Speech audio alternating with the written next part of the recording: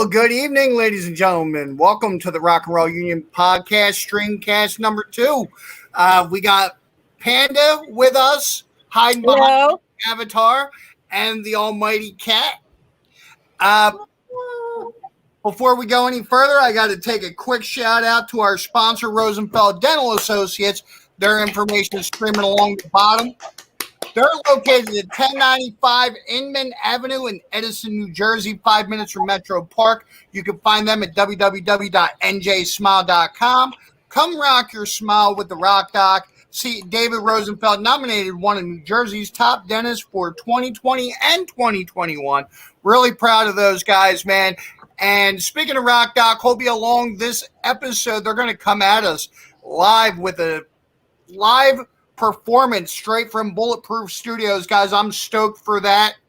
You also have Land of Oz. They'll be stopping in momentarily, and then we'll be ending the show with a great band that me and Kat both saw at the Toys for Tots drive back in December, Moonroof.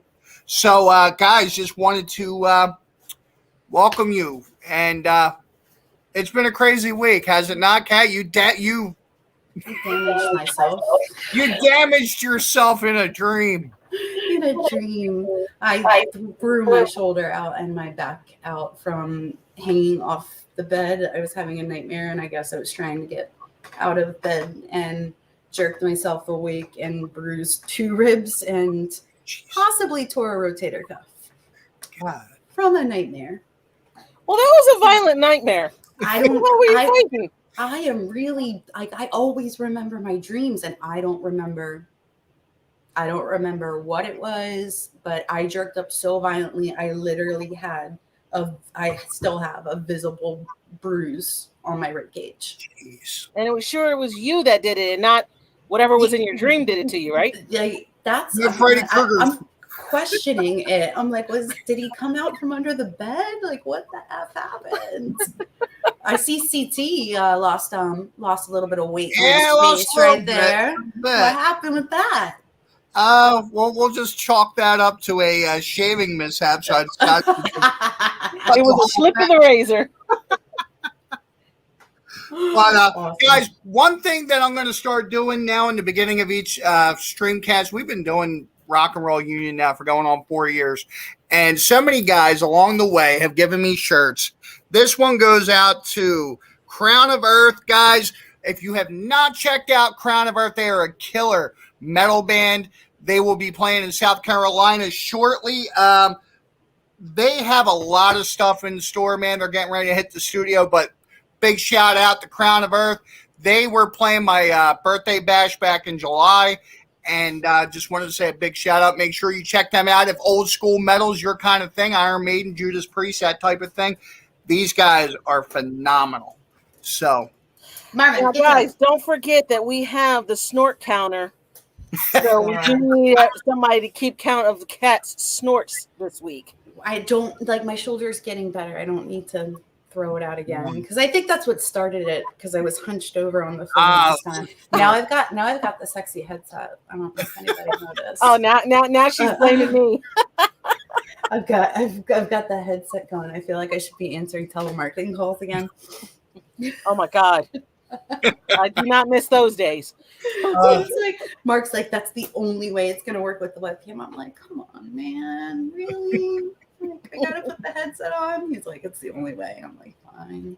he just likes to look. That's all. I'm like, yeah. That he likes the telemarket for such a. There's the snort. There it is. There's one. Snort has begun. That's his fantasy. Wait, hold on. Excuse me. Tell me you want to sell me. Can I save you money on your insurance bill?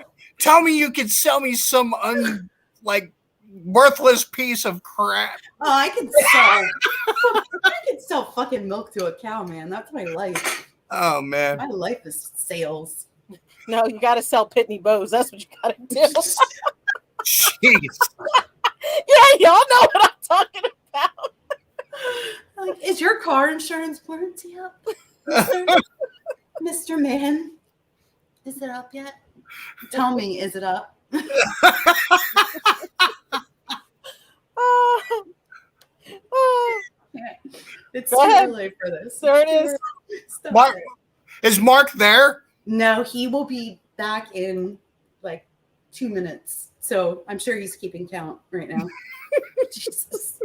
This like camera's backwards. Every time I move one way, it's see, like I left hand, right hand, left hand. All right, I got it. I'm good. I'm ready to start. I'm Just sorry. give you guys a short rundown of who's going to be here tonight. Like I said, Land of Oz will be here very shortly. They'll be playing the Landis Theater. It seems like we keep getting some great bands that are playing that Landis Theater. Get down there. This is Land of Oz's first, even though they come from this area, they never play this area. So this will be the first time people will be able to check them out close to home. Very cool. So I plan on getting out to that. And then with Tonal Crush coming in, man, they're playing Stone Pony Friday night. Big happy birthday to Tattoo Tony, man. Tony Rodriguez of Under My Skin. We're celebrating his birthday Friday night at the Stone Pony, so that'll be a kick-ass show. The Stone Pony's amazing. Mark used to play there with his old band, and man, that place is killer. Yeah, I think Panda hates when I bring up the Stone Pony because it's so far. It's so far. No, she only hates it that I met Chris Jericho there. Yeah, met Jericho there. Yes, Chris Jericho he met. Knowing that I freaking love Fozzy and I love Chris Jericho. Not did he say, "Oh, can I get an autograph for my wife or something?" No, he gets a picture and then doesn't even tell me. I have to find out from my friend that he got the picture with him. Oh, hubby's in trouble. Dude, we need a hubby in trouble count. What was crazy was he wasn't even like it wasn't his event. He was just there hanging out. It was actually Striper. Striper was playing that night, and nice. Jericho's close friends with Michael Sweet, the lead singer of Striper. And I mean, Jericho had a pay-per-view the next night in Canada, so there was like nobody in a million years thought this dude would just be hanging out in Jersey. I mean, he was just like in the crowd. It wasn't even like he was like surrounded by bodyguards or anything like that. He was just in the freaking crowd. I feel weird staring at your avatar. I'm looking at you. Like when you're talking and I see an avatar blipping, I'm like, what? It's a hot avatar, but you're hotter. Oh, there you go. Yeah, she has yet to grace us with her physical presence on this show. Okay, we got a puppy this week, and the puppy scratched up my face, so I can't exactly put it on there. Okay. You got a puppy? Yes, we got a little puppy. It's actually Bayo's puppy. Oh, I saw the puppy. Never mind. I didn't know he was new. Yeah. Yep. He is literally, we believe that the people gave him to us a little bit early. He was born November 16th, so he's just over 2 months old. Oh, yeah. He's a baby. He is a baby. He's a sweetheart. Yep. Bayo loves him to death, man. She's always like he was like up in the camera. He was so sweet, like, but not like forcefully. I was like, oh, puppy. I didn't realize he was new. Congratulations on the addition to your family.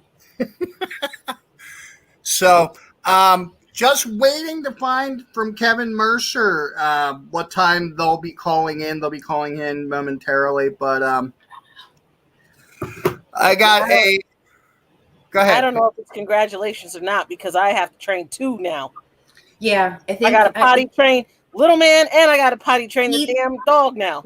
have a husband in trouble counter as well as a snort counter because that's already 2. That's already 2 down. Man. I'm telling you, I can't win for losing. You are ganged up on now, buddy. You should have rethought this. Now, why is it we only keep seeing CT's hat? Not his face, just his hat. Because he lost half of his face. He shaved it off. Now, was it an actual mishap? Oh no, it was definitely a mishap. It was a mishap. I told like my stupid nightmare injury. I got to hear about this mishap. No, he called himself trying to give himself a goatee and messed up. Oh, so he had to shave. So it was a mishap. Did it got too small where you couldn't fix it? Well, she didn't like the bushiness of the goatee. I mean, with the beard, it's all right, but with the goatee, she wasn't having it. I concur. I'm just of the mindset, if we're gonna shave the other bushes, why wouldn't we shave that bush? I'm just saying. Just saying. Not above a little manscaping, but there goes the snorting. Because I just pictured a hairy asshole, non-hairy Oh, head. God, that. Again, like it just brings anything to do with the hair in other places at this point. My mind just goes the wrong direction. Not a good one. Not a pleasant memory. Oh, man. So, I never asked you, Kat, what's your favorite band? I was actually glad that you brought. You know what I just literally turned off before I came out here was the soundtrack to Reservoir Dogs. I know you asked what my favorite band was, but I love that movie. Me too. Like in the soundtrack I just had on like in the background while I was, primping. And I was like, man, I forgot how much I love this soundtrack. Well, CT's never seen that movie.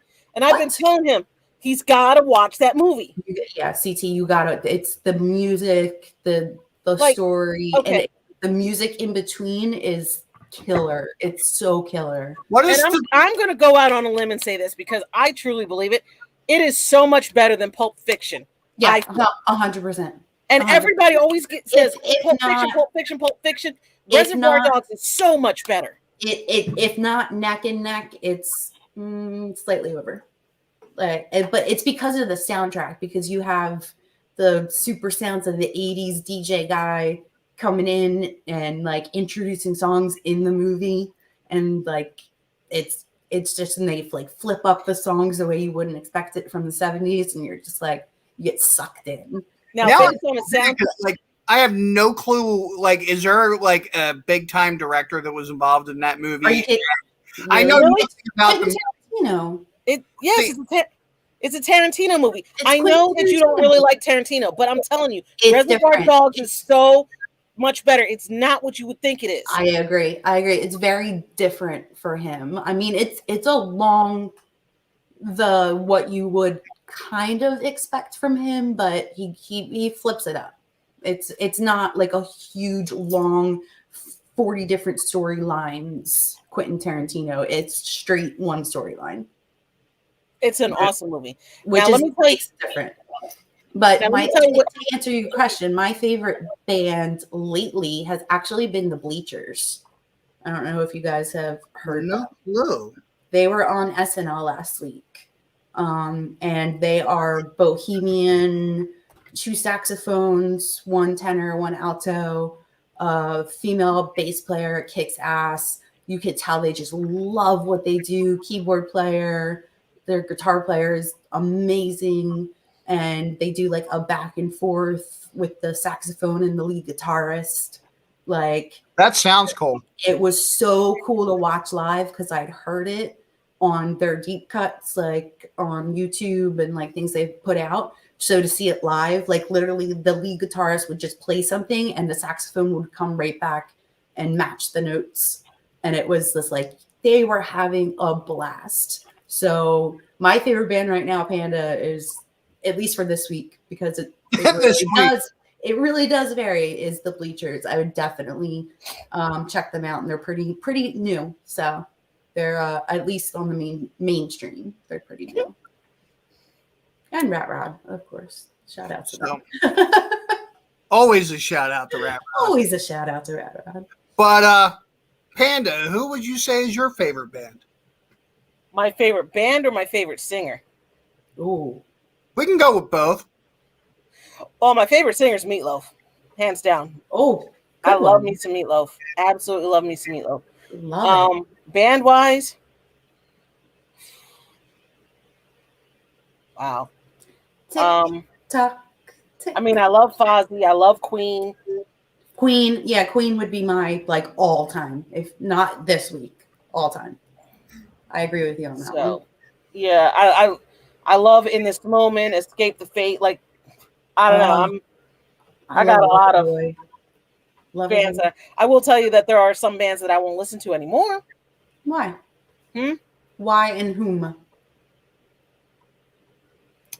Throw I it used out to be a huge fan of Five Finger Death Punch, and I refuse to listen to him anymore. I used to be. Why? What is your reason? I'm interested because I am not a fan of them anymore either. I You're have comfortable. personal reasons. Okay. Yeah, I have personal and change up of their original. Like they don't have to stick to a platform, but they just went like wacky. Exactly. They all of a sudden just all the stuff that they're doing lately is just like out there. Like he done lost his damn mind. Yeah, like he literally like went like legitimately insane. They kind of went the same way as Kid Rock. Yeah. They kind of started letting their politics speak for them. That's the weirdest like, come on, man. fucking comparison I've ever heard in my entire life. Five Finger Death Punch went out like Kid Rock. It's the politics, though, man. When you start spraying those politics on me, I'm done. Like, I don't want to hear it. I think you're the only person on this planet that has ever been able to put Kid Rock and Five Finger Death Punch in a same sentence and make it make sense. Man. So CT, I would say what's your favorite band, but you know me, I have a 3-tier system, so my favorite top 3 would be Guns N' Roses, Aerosmith, and the Grateful Dead. Absolutely love the Grateful Dead. You're dead. So where does Jimmy Buffett and the Coral Band sit in there? Because I've seen them a hell of a lot more times than anybody else. Jimmy Buffett is like I don't consider he's with the band, but I consider him more I put him right there with Alice Cooper, like solo kind of. But even though he's got the Coral Reefers, I was about to say he has the Coral Reefers that have been with him forever. It's not just Jimmy Buffett; it's Jimmy Buffett and the Coral Reefer Band. True. Well, and CT and I both found out that me, you, and Panda are all parrot heads, and we both have Jimmy Buffett. Well, I was kind of forced into being a parrot head. Let's just put that out there, okay? I drug Mark to a Jimmy Buffett concert one day. I have never seen a grown man sweat, huff, and in the middle of summer and just be so confused by everything around him in his entire life. Well, see that's not what I mean by being forced to be a parrot head. I have no choice. I actually have no choice but to be a parrot head. Because he had a choice, but it was people actually look for me in the parking lot. I have to be in that Jimmy Buffett parking lot. Wait, why? This is interesting. Well, I'll let CT explain that to you. No, you do the story much more justice than I do. I'll just put it this way: there's a lot of voyeurism in that parking lot. There's a lot of voyeurism. A lot of sadomasochism in that parking lot. I wouldn't put it all like that. And she's at the head of it all. Okay, so here's what happened. So, no lie, 2007, we're talking, God, how many years ago is that now? Oh, man. That sounds like the year I went, 2007. Maybe 18 years ago? Yeah. Something like that. Now, this is how long it's been. 2007 we went, and this is when we first met our friends as well.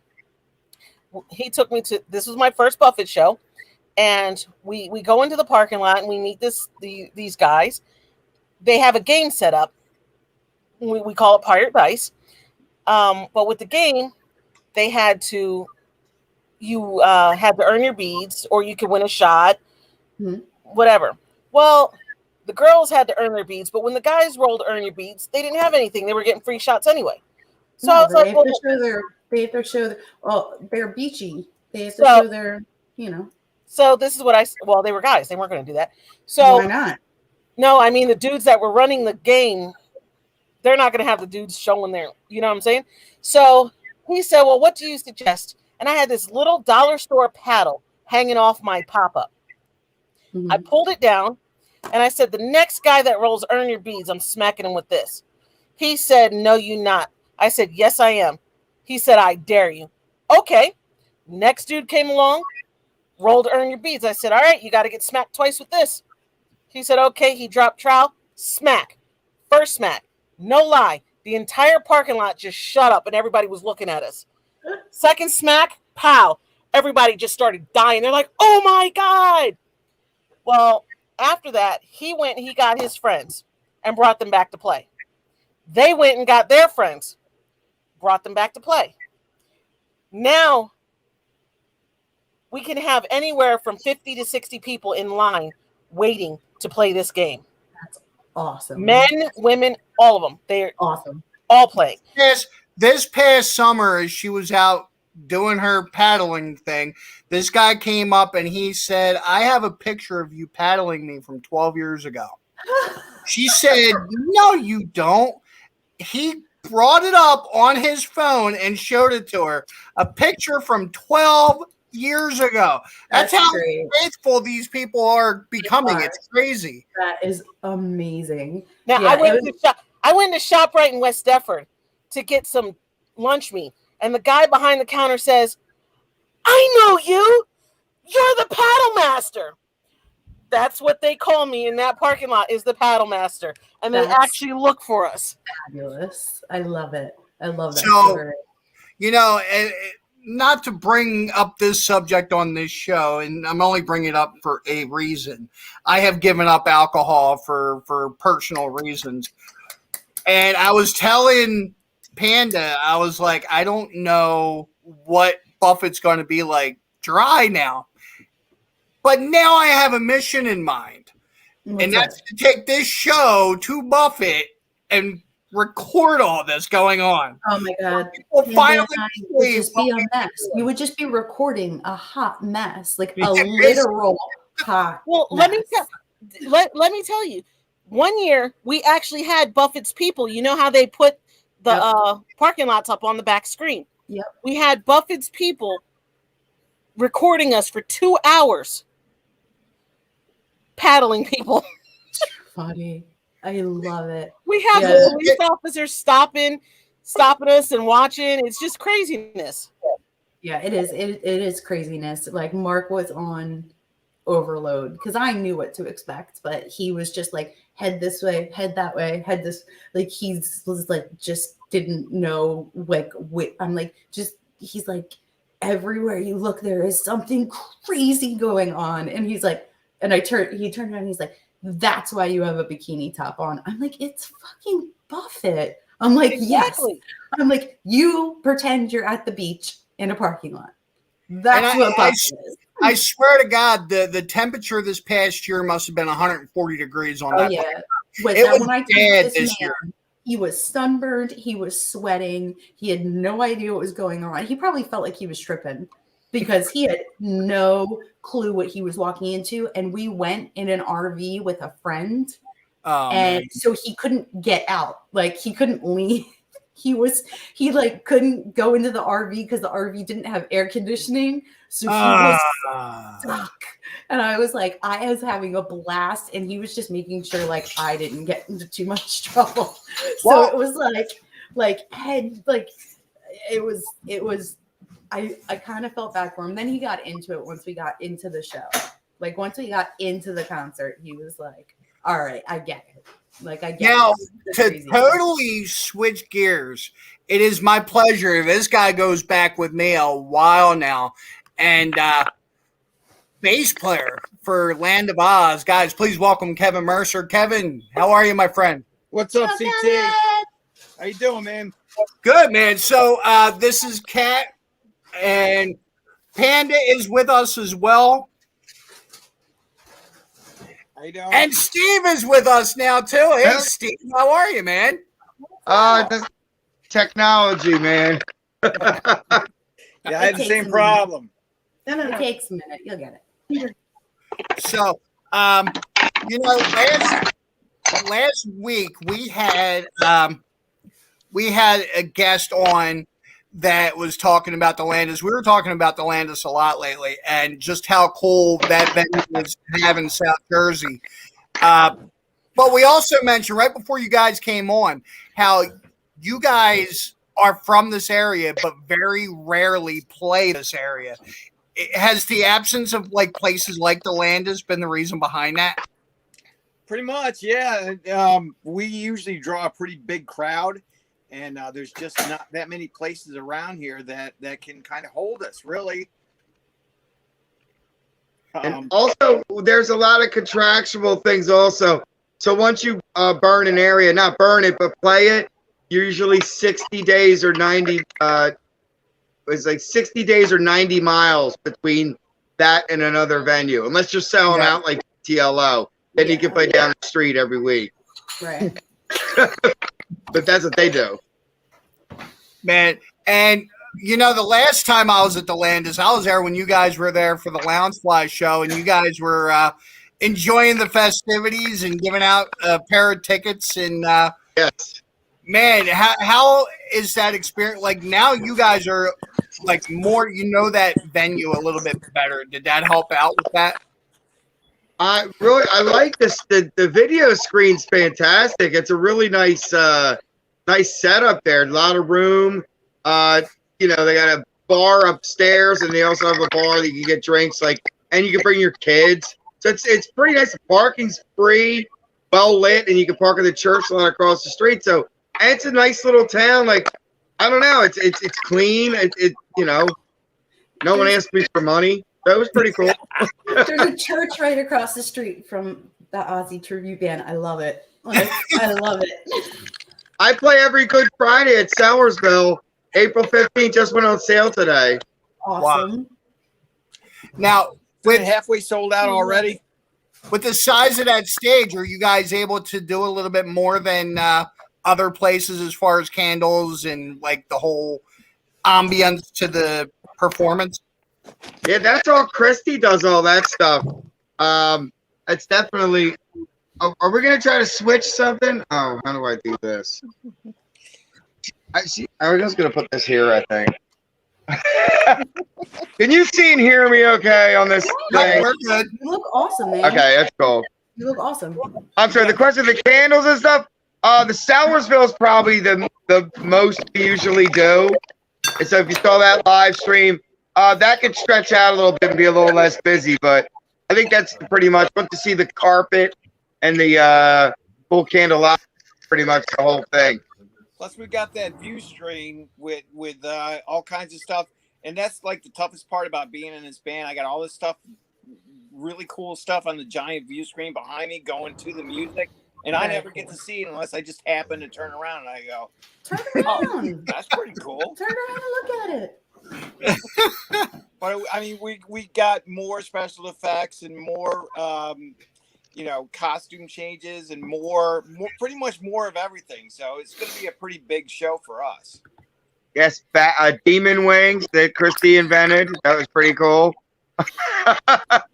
We did some stuff. Their video screens, like, how many LEDs is that? 200,000? Sounds like a lot. 1 million LEDs. I don't know. Did not hear it though. Very cool. So how close to Ozzy do you feel like you are or want to be when you're on stage? Like, are we eating bats and snorting ants, or are we are we just killing the look like you're doing right now? He does that before shows. There's a bat setup that we do with a clothesline and a head kind of comes off, and we have blood packets. Nice. And it not a clothesline, a fishing line. Sorry. And then usually I forget to do that sometimes. I get caught up in the show. But yeah, we throw out some bats and critters sometimes. All It's right. pretty cool. We try to go all in with it. You could be like Family Guy and be like, I'm gonna eat this sandwich. I'm gonna save half for later. And Now- I hope everybody got that. Oh, I've reference. seen it. Yeah. Musically, now, as far as the music is concerned, what area of Ozzy do you guys appreciate the most? I mean, there's been so many years that he did what he did. I say did because right now it doesn't look like, I don't know if he's doing much more. But what area of the music do you guys like the most? Yeah, Kevin, go first first. two albums are like the best by far. So we cover a lot of songs from the first two albums. And then, of course, the hits. Always the hits. Always trying to get some more hits included in that aren't on the first two albums. I think we do every song on the first two albums here and there. Not obviously at the one show, but yeah. So Right. we cover them all. We even did You Said It All off an EP at Sowersville the one year. So we're trying to grab some newer stuff. The Tinker Train, which is new for us, and Straight to Hell, which I think Slash is on that one. So that's kind of Slash is on that one. Now, any thoughts to getting like a Post Malone guy, like do the Really? What is with the random people you're putting together tonight, CC? Post Malone? No, they did it. Ozzy song. I know. Okay. I'm just. There was a little feud in the Land of Oz camp behind the curtain here, behind the music, behind the Oz. Yeah. And our last bass player, who is Paul Picari, he was very adamant about wanting to do a Post Malone song, and I strangely liked the song too. But the rest of the band didn't want to do any rap songs, which I can appreciate also. So 2 out of 6 wanted to do that song, but the other 4 really didn't want to do it. And I didn't want my guys on stage looking like they smelled a fart, so we decided not. That is such a band reference. Do you know how many times I hear that? And like draw on Mike or Matt's face like Post Malone and like that and do it. I don't know who could do the rap part though, really, because I mean, I could do the Ozzy part. And I'm all good, but yeah, you got the Ozzy part down. You're good. Well, I think I'm with Kevin, man. I think Kevin could do the rap. Matt being the young guy could probably fill that role. I guess.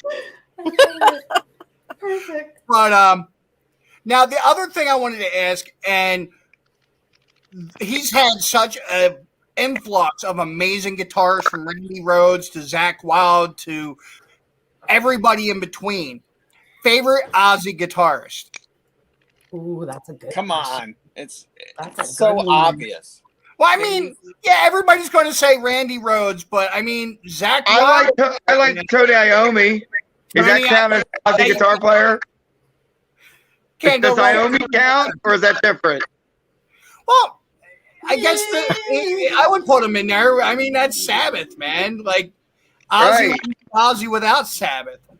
But I mean, so along with the guitar, the guitar line of thinking, how much different do you think it would have been if Randy had lived a little bit longer than he did? That's a good question. Yeah. You probably would have found somebody to replace. I mean, look at his track record through the years. He's never really stuck with musicians for a very long time, unless you want to count Zakk. But even Zakk comes and goes. Yeah. Agreed. You would hope you didn't get like Chuck Berry, never got better since 1956. I don't know. You'd hope he developed a little bit. So you guys, like we were saying, you guys are packed every weekend. Like, what does the upcoming schedule look like for you guys? For anybody that wants to get out and see a show, what's the next couple months look like for you guys? Oh, well, we're in a couple of bands. Kevin plays bass with me for Ultimate Live Evil. I have a couple shows. The Land of Oz is February 5th at the Landis Theater. Tickets on sale now. And then February 19th at Tom and Jerry's, Ultimate Live Evil, and a White Snake tribute with Bob Travis and his White Snake. Oh, yeah. They're Slip of the Tongue. Slip of the Tongue, yeah. And then Ultimate Live Evil doing Dio, Victim of Vengeance doing Judas Priest, and Ancient Mariners doing Maiden March 12th at the Landis. That one's big as shit. That's the metal night. So that's 8-track night that night. And then we have Land of Oz on Good Friday, Sellersville on 4/15/22. My birthday. And that one on sale today. And then Who said Just that was Savage their will be in Clearfield, PA on August 12th, but that's pretty far away. Yeah. But with, Comes up fast. Yeah, oh, we got Erie in July too. yeah, we got a Who lot just of said shows that April pretty far 15th was away. their birthday? April 15th will be. That'll be my birthday show. Oh, hell yeah. My birthday's the same time. My dad's All birthday right. is April 15th. So you got a threefer on that one. I'll tell you what, when I saw the ad drop for the Mariners, the Victim of Vengeance, and the Ultimate Live, I was like, man, this is a show that I have to get to. Because all three of those bands, I've seen all three, and I love all three of those bands. I think that's going to be a phenomenal night for you guys.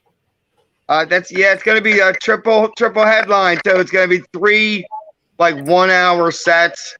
Could be pretty tight. It should be really nice, man. Those fellas are good players. They're at the Sherman Theater. You check the schedule. I think it's January 28th or 22nd, if I'm not mistaken. With a Scorpions band and who else? Anyway, they're at the Sherman Theater with the Mariners, the Victim of Vengeance. If you want to see a longer show by those guys, they're up there. Yeah, I'll tell you what, man. Now, you guys have been around for a while. Land of Oz has been doing its thing for quite some time. Before, it seems like there were not as many tribute bands. It feels like there's a tribute band in every band you could think of anymore. What are your thoughts on as far as the tribute acts are concerned, and how do you go about doing that show the right way? Even, regardless of what kind of tribute you're doing, what are things you should keep in mind if that's what you're choosing to do? More There's successful. usually. Go ahead. Go ahead. I got it, Kev. I talk way too much. Go ahead. The best successful tributes are the ones that are authentic, whether they sound to the T like the artists are covering, or they look and sound is even better. There's some like Almost Queen that look just and sound just like them. But there's another Queen tribute with like 10 guys in it, you know, that sounds incredibly even more like the record. So if you look and sound like them, that's kind of the, you know, you're going to go far. I definitely agree. And see, Desco, you got the look down. You got the look down, man. I'm impressed. Oh, thank you.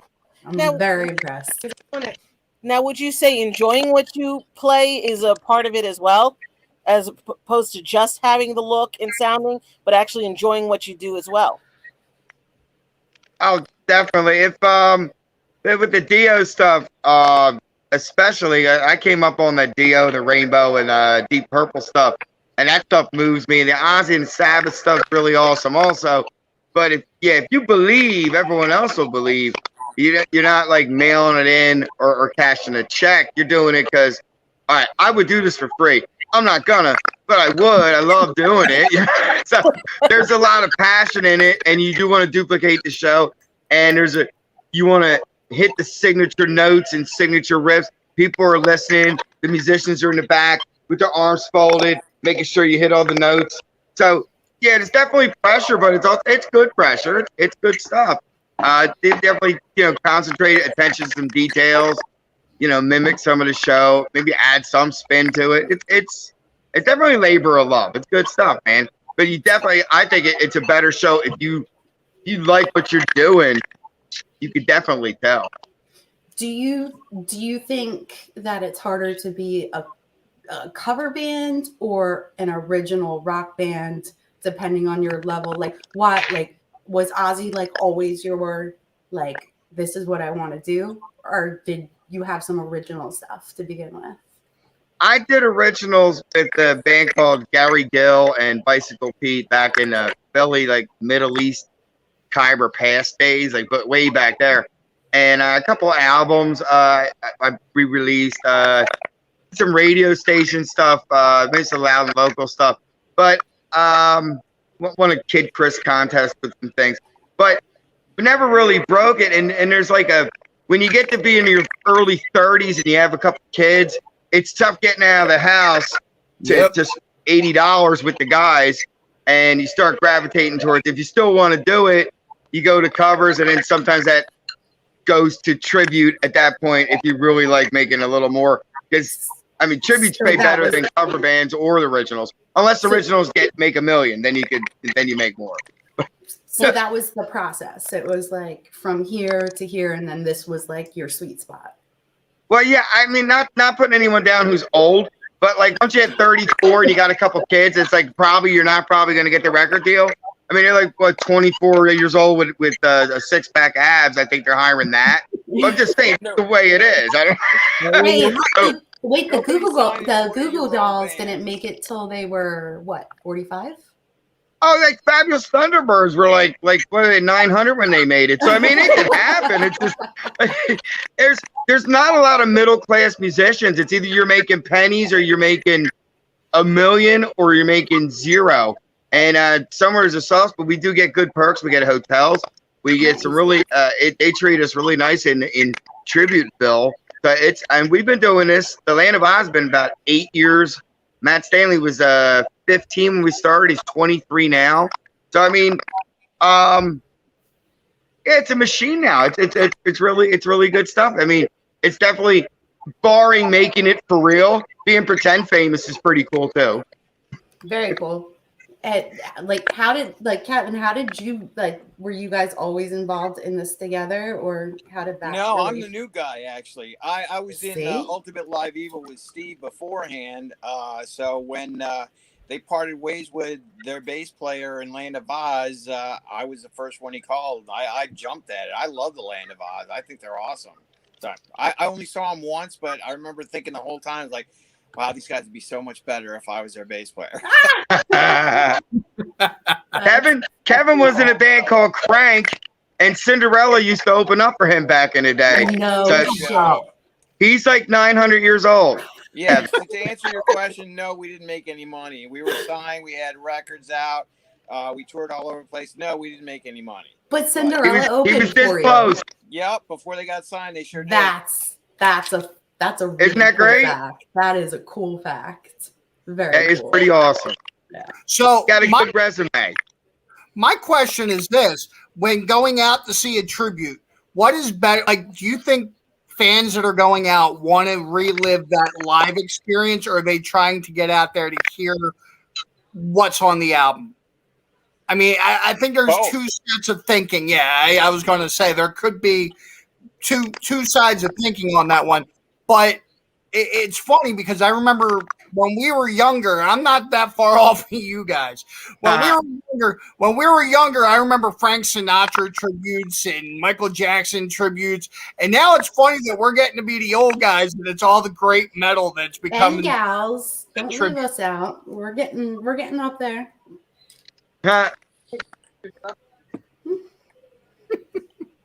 But how do people go about finding Land of Oz or Ultimate Live Evil? How did social media pages, that kind of thing? Oh man, there's landofoz.com.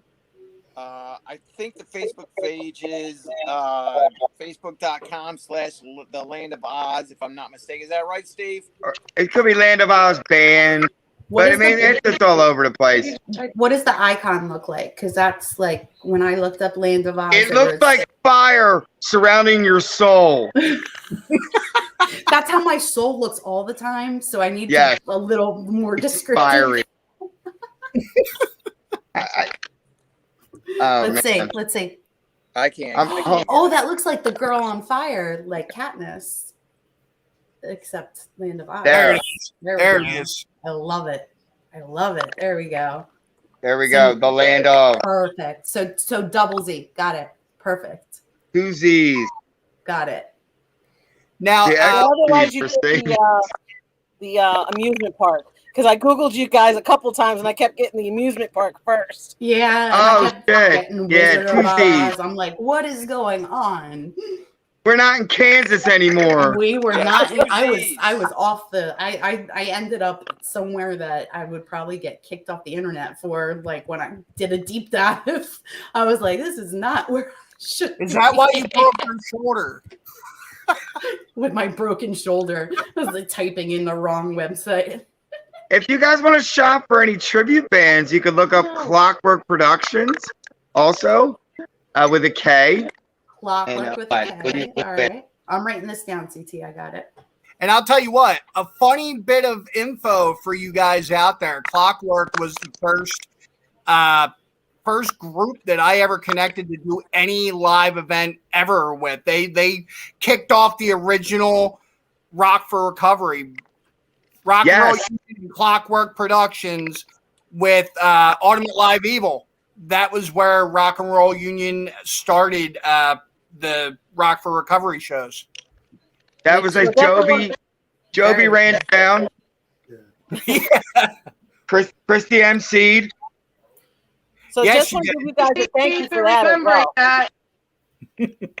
My entire band quit after that. I heard something cat. That's all I heard. I don't know. So That was a unique experience. That was like a head first into the live event processing for me when we had a venue that promised things and they tried to feed the entire show with one pizza. So like that was a unique experience. They said food, so you know. It was technically food. Yeah. It was technically yes, I remember food. I had to argue with them that night. That was a unique experience. Believe Don't it or fuck not, with Dee. She will take care of it. that's going on 4 years ago, man. It's hard to believe. Oh my god! Wow, it that was a while It's been ago. that long. Wow. So, yeah. Because that's when we all first met. Yeah. Oh my god, that's been 4 years. Holy crap. And I want to give a shout out to Tom Webb up at Spyglass. And I think we're going to try to get the metal show on the road into the middle of the Shamokin Dam up at Spyglass Winery. Nice. Spyglass Ridge Winery. Yes. Kevin's been there, I think. Cheers. I've never Spyglass seen Winery. forward. I've heard you mention it like a bazillion times. So Kevin, tell you like, get what. on it. Get on it, not, Desco. not in October. I think I've heard good things about Spyglass. I know they've had some bigger shows. Like last summer, they had a full, I think Lita Ford was there. There was a lot of big name, people. Oh, yeah, it was what was that? Warren, Lita Ford. Oh, yeah, they're talking to some, they had a real Cheap Trick there last year. They have, REO's Speedwagon and Styx. Like, they have the real things there. And then hopefully we can grab some other weekends and, do it up. This here. Oh, that's me and Lita Ford. I don't know if they can see that. Can we see this? That's me and Lita Ford at the Spyglass. See it? No, That's yeah, absolutely. amazing. Wow. It was the best compliment ever. She stood there, looked over at Steve, and said, "Hi, Ozzy." Yo, She we did. should have brought you up to do Close My Eyes Forever, man. That would have been killing. We tried. We tried. They had some guitar player that did it. I think it was the first day of the tour. So, I got they've probably been working out. Desco, I got to see all these rings. Are they unique to you or are they Ozzy tributes? I picked up certain ones from festival. This is a wedding ring. That's Congrats. Gene Simmons, Scott Small. That police guy you see on Channel 6 gave that to me. Cool. This guy in Connecticut gave this to me. Dudes give me rings because I'm in a Sabbath band. My friend Steve gave me that. I think that's the only time it's appropriate when a dude That's gives you serious. rings. They're just from all over the place. What about you, Kevin? No rings? No, I'm not a ring guy. Not a ring guy? If you're a bass player, they just tend to get in the way. Well, my husband wasn't a ring guy. Now he's got 4 because I buy him one every year, and now he's a ring guy. So And an don't knock it till interesting you try it. An interesting tidbit, Ken. I don't know if you knew this. Kevin's also the lead singer of Zillion Dollar Babies, the Alice Cooper tribute. So he goes from bass player for Ozzy into Alice Cooper. And he does a hell of a job doing it. I was going to say that's a freaking phenomenal show when he puts that on. He has the chair. He does. He comes all out with that son of a bitch. He really does. Color That's me a good in. show. He's breaking out all the stuff. And it's man. coming Wow, back, Look at too. that. Very cool. Very cool. How do you find the time to split up the time in between each band? Like, how do you have like a certain practice time, a certain practice space, or do you just kind of like play it by ear depending on a show coming up? Well, once you're established, you don't really need to practice every week. You can get away with practicing a few times before a show, so it's not like Steve's in the same boat as me. He's got multiple bands he's in as well.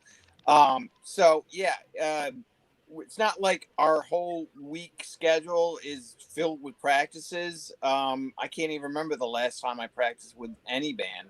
I think we got practice tomorrow night with Tomorrow night, Oz. Yeah. First one since the last Put it show, on I your think. calendar. Sometimes it got COVID happens and you got to bump practices. You got schedules, life happens, so it's tough to navigate these times, but we got to get a few in because people are paying good money. You got to put on a nice show for everybody, You gotta sharpen it up. Yeah, that's what, like, I was wondering if it was like a weekly thing or just like prelude to a show. We kind of like sharpen it and we get there. I work personally a lot on the stuff. I mean, everyone should sharpen their pencils on their own. Yeah. Yeah, there's a lot of homework involved, especially before practice, just to shake the rust off and get things in order. So Yeah. When we rehearse, it's just like we're doing a show, really. You play it just like you're on stage, like pretty much. Yeah. Okay, cool. You got to Very get cool. the pace, the muscle memory, the pace. Make sure you hustle through. See when the breaks are to talk. Who needs a tuning, who needs to change a keyboard patch. Like little behind the scenes stuff. I mean, you try to make it look incidental, but it's kind of worse. Those are the kind of facts like I love about bands, especially like these. I don't want to call you a cover band, your tribute bands, is how much time is spent behind the scenes, like really, like you said, like breaking off the dust, like timing and all that, so it's seamless when you go on. Yeah, like, we try to make it look like we know what we're doing. So usually we pull it off. Well, So, guys, I don't mean to rush you off, but we got to wrap this up. February 5th, am I right? The Landis? The Landis Theater, $20 a ticket. You'll pay for the whole seat, but you'll only need the edge. That's it, brother. Guys, thank you so much for being on here with us, man. I will talk to you guys soon. Much love to you guys. Thank you so much. Thank you. See you at the show. Appreciate your time. Absolutely. I will be there. Thanks, Talk guys. to you guys soon. Sharon! He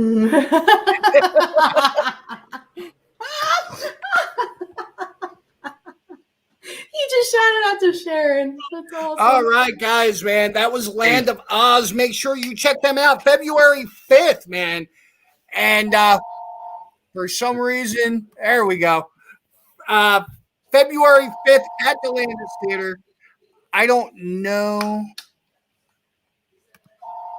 what is going on here. All right, there we go. Sorry, guys. Sometimes learning the new system, I'll tell you what, it's working a hell of a lot smoother this week than it did last week. But Land of Oz, great band. Like I said, I go back real far with those guys, and they were right there in the beginning of Rock and Roll Union. One of our first ever, Rock for Recoveries. Rock for Recovery events trying to get out. Like when we very first started, one of the first things we did was check out Zillion Dollar Babies, just because me and Panda are so hardcore Alice Cooper fans. We got married at an Alice Cooper concert. Wait, at an Alice Cooper concert? Yes, we had a Wiccan wedding. At a not Yes, we'll explain it later. down for the show. Okay. But we'll put that on the back burner because I need to hear that. So, but yeah, guys, they're really exciting. We're gonna have man, we're going to have Tonal Crush along momentarily. So just wanted to clear the air for them guys. But yeah, so how Now, far? Casey, why don't you explain what Rock for Recovery is for some of those people who might be watching that don't know what it is? Yes. All right, Please guys. do. So Rock for Recovery, who Dave Rosenfeld, our sponsor and guitarist for Tonal Crush and Black Rose Rebellion, has played most of them. I had two older brothers that died from drug overdoses in 2016 and 2017, and I felt I needed to do something to give back to kind of make it that other people didn't feel that they were alone. In rock and roll, it's always a constant struggle with drugs and alcohol and things along that line. And even like I said, with my own personal demons that I'm in the process of kicking myself. And sister-in-law. Say that again? And sister-in-law. And sister-in-law. I mean...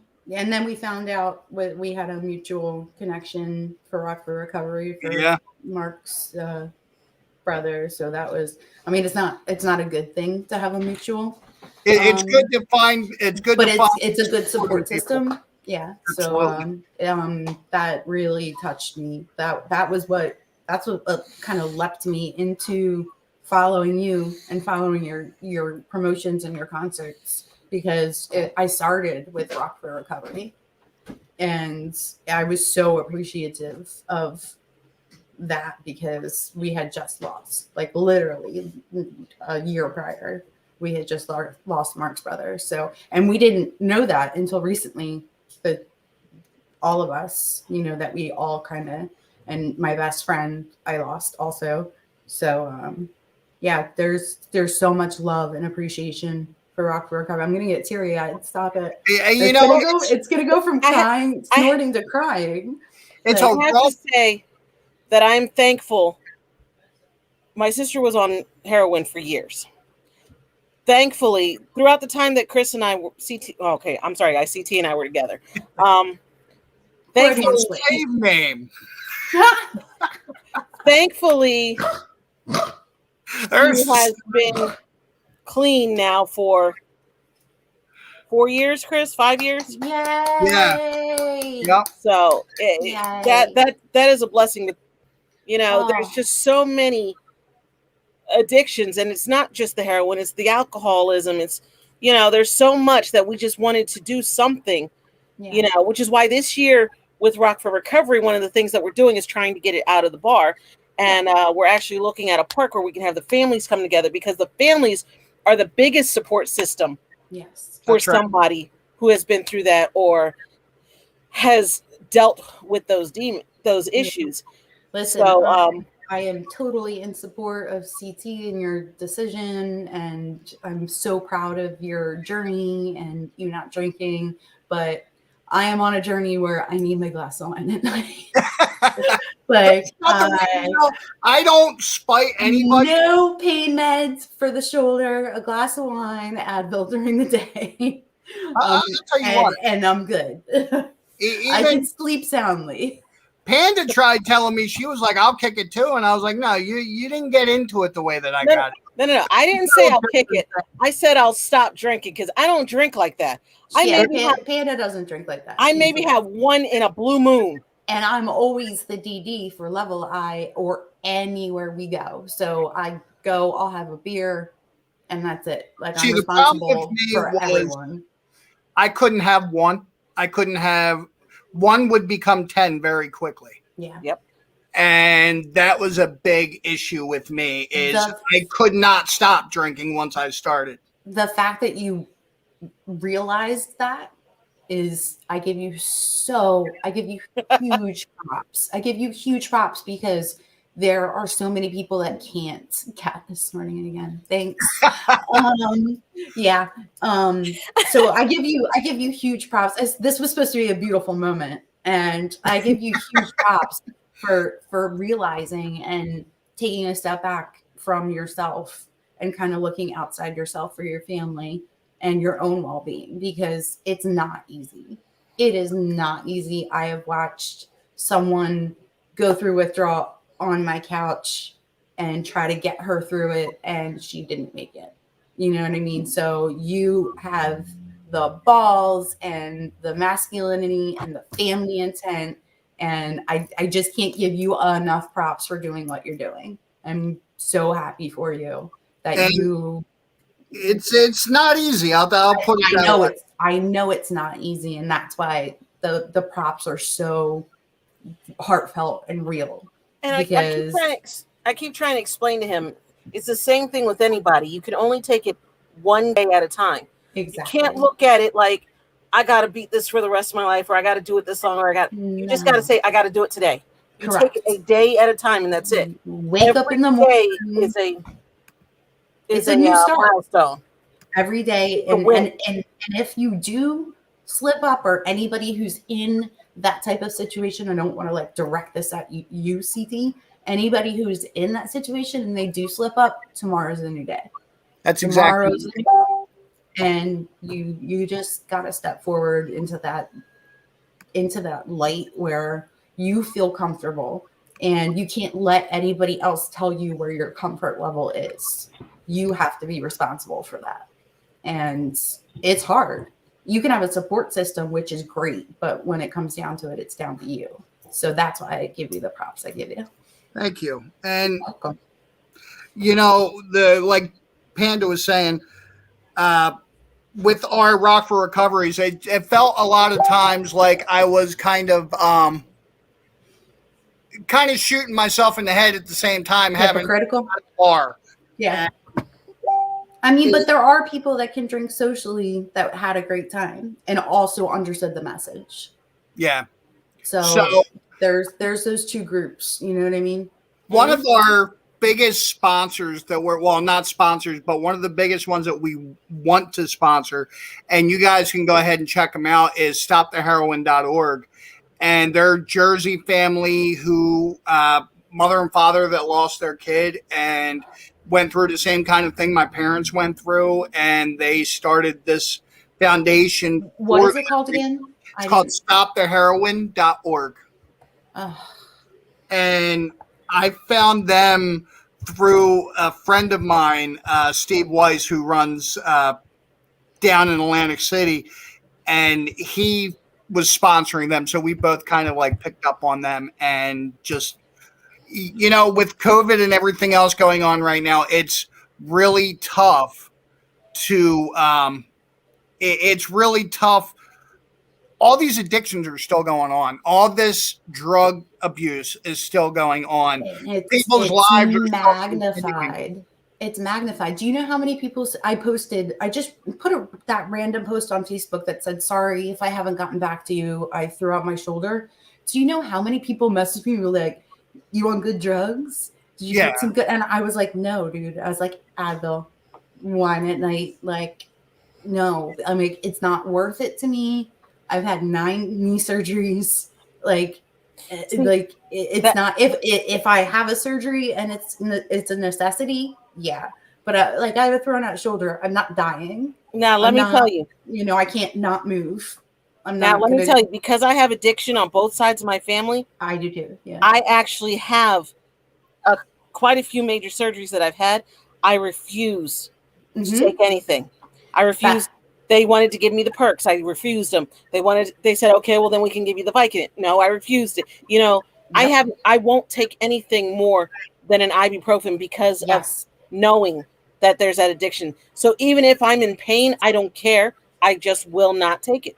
I'm Panda. I love you for that, because I kid you not, I threw out the other shoulder for a completely legitimate reason. I was putting away 100-pound books at my old job, and I almost tore my rotator cuff. Almost. We'll believe that one, but keep going. I swear that was a legitimate in the other shoulder. And when we went to the hospital, because I really thought it was a major injury, turned out not to be. I slinged it. And within 5 minutes of the doctor seeing me, he was like, "We're going to give you a couple Percocets now and send you home with a script." And Mark and I at the same time were like, no. And the doctor looked at us like we were crazy. The doctor was like, "What do you mean no?" And I was like, and this was like about a year and a half ago. And he was like, we don't offer Percocets to that many people. You look responsible. I'm like, I look responsible. So you're gonna like, it's not torn. I don't need surgery.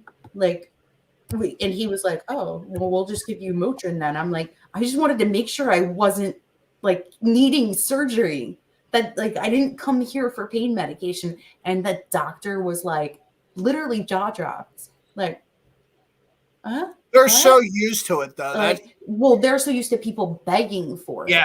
And Yep. to have somebody be like, no. And I like that message that I put on Facebook, people are DMing me like, oh, you getting the good meds? Oh, yeah. And I'm like, no, go away. No, like, no. It's frustrating because I think COVID has made people crazy. I really do.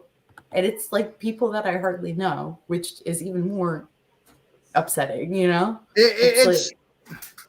It's like, wow, I'm like, you've never talked to me before, but found out I had a thrown out shoulder, and now we're like, yeah, hey, what's up?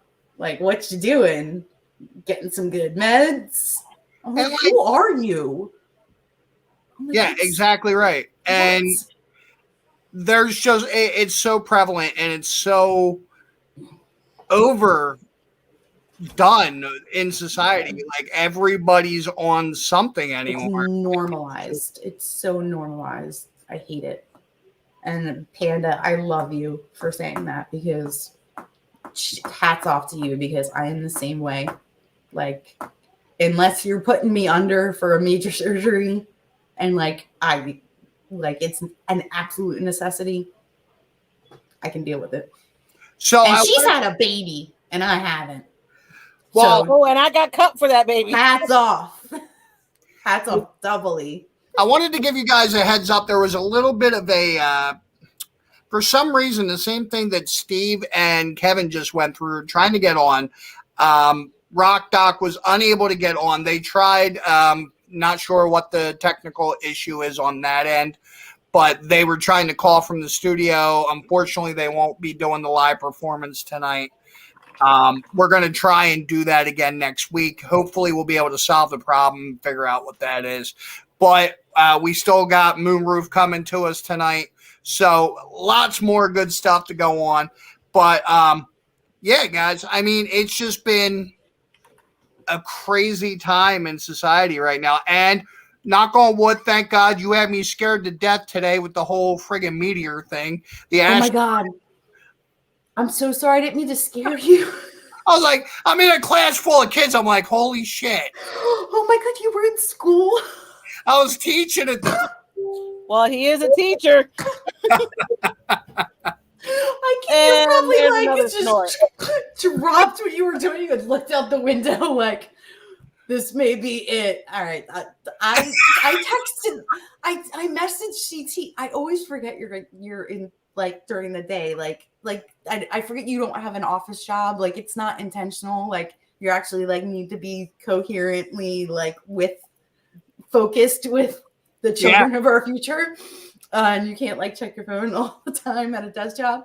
But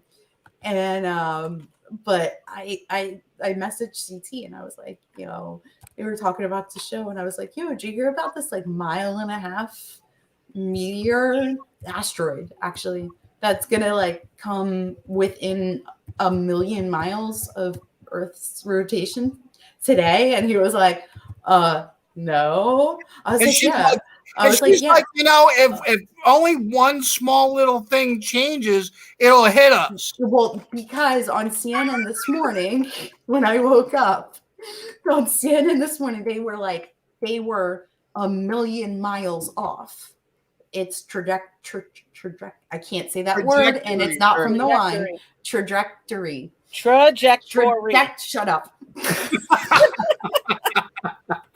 So it was, just this morning, they found out it was 1 million miles off. They thought it was 2 million miles out. And when they saw it coming, it was 1 million miles out. So the next time it comes around in 200 years, will be gone 200 years, but they said the next time it comes around, it's probably going to hit Earth, which is insane. And we're safe because it happened at 4:30, so it's gone. But yeah, I didn't mean to freak you out. They're like, Mr. Chris, you all right? What's going on, Mr. Chris? You all right? I don't know. My crazy co-host just texted me that the world might end today. And I'm like looking out the window going, I hope so. And you can't like check CNN or like any like the weather. You can't check any. I'm so sorry. I forget that you're like, you have to be engaged all day. And it's funny because the kids that I teach, this is an alternative school, so they have a little bit more needs than the regular. Right. Which I applaud you on as well. But why you got that look on your face, Mr. Chris? In the middle of teaching social studies. He was like, and you're like, your hesitant response. I was like, probably should have waited to send that one.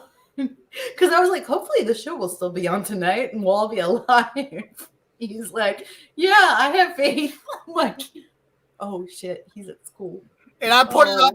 I put it up on the computer at lunchtime, so I'm eating my lunch, watching like the trajectory. You're panicking the whole day, like until you could get to a computer. I'm looking for like Bruce Willis and Liv Tyler and all that. They said they were on CNN that one of the anchors was like, "Do we need to call Bruce Willis in for this one?" Like an anchor from CNN. I was like, "You guys, like the media is getting little ridiculous." Little like I don't think we should be making jokes about this on CNN at 8:30 in the morning. It's a little frightening. And they were like, hopefully the NASA's not wrong again. Go to commercial, and I was like, Mark? It's not like a lighthearted thing. Like, thank God the weatherman's wrong. Yeah, no. she was like, hopefully they're wrong again. And I was like, yeah, we're super hoping they're wrong.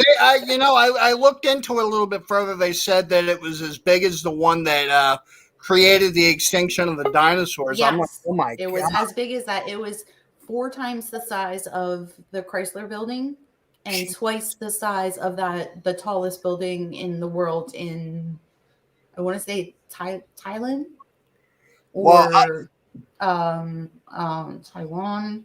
I don't want to be, I can't remember. I think it's Taiwan.